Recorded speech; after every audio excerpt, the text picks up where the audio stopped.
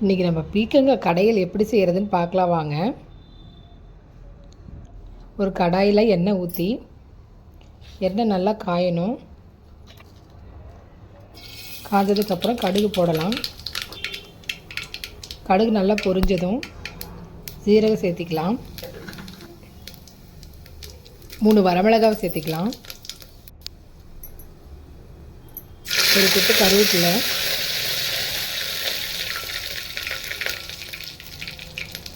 நறுக்கி வச்ச பூண்டு இதையும் சேர்த்துக்கலாம்.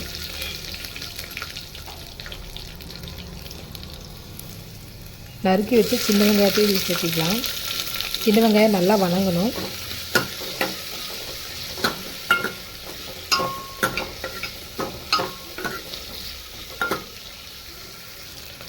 இந்த அளவுக்கு நல்லா வணங்கினது தக்காளி சேர்த்திக்கலாம்.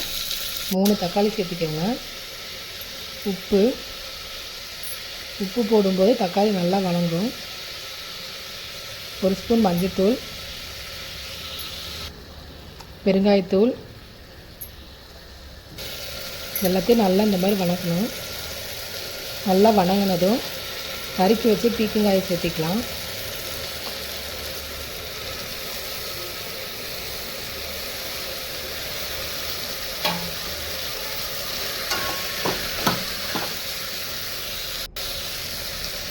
இதோட நறுக்கி வச்ச கத்திரிக்காயையும் சேர்த்திக்கலாம்.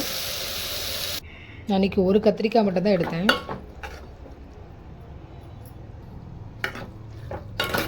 நல்லா கலந்து விட்டுக்கலாம்.